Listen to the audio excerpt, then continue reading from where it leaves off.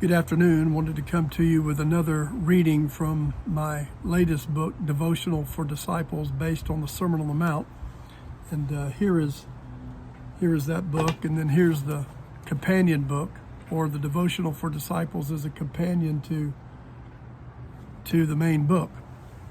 But I'm going to be reading from day 2 of section 1, Matthew 5, verse 2, the opening statement.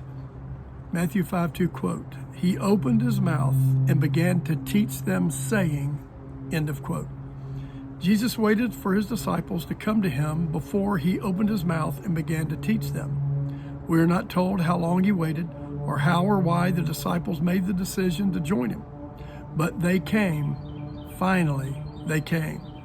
A disciple is more than a student who wants to learn. Biblically, a disciple is a person who wants to become like their teacher. The learning is more than obtaining information.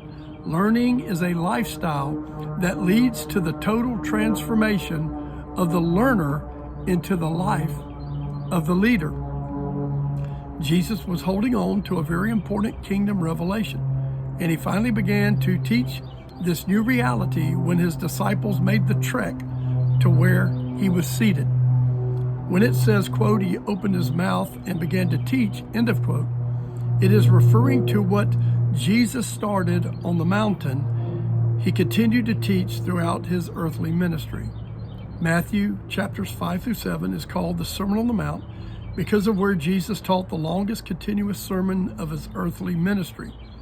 It is also called the Constitution of the Kingdom, for this message lays out the foundational core values needed to live the lifestyle of the King.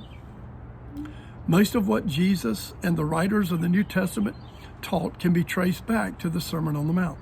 This sermon is the seed Jesus sowed into the hearts and minds of his disciples that would produce the rest of the revelation that continued to unfold in and through the lives of those who he chose to reveal his life in the first century.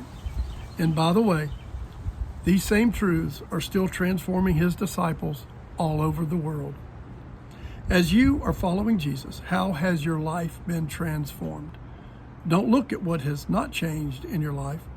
Look at the progress you have made. You are on a path and in a process that will take you up the stairway to heaven.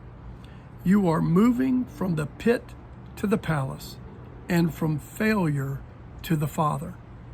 Automobiles have a large windshield and a tiny rearview mirror. There is a reason for that. Are you living your Christian life as if your windshield is tiny and your rearview mirror is massive? If so, you must shift your vision from what is behind you to the one in front of you who is leading you to the Father. Amen. Well, that's day 2 of section 1, the stairway to heaven, or I also call it from bankrupt to spiritual maturity.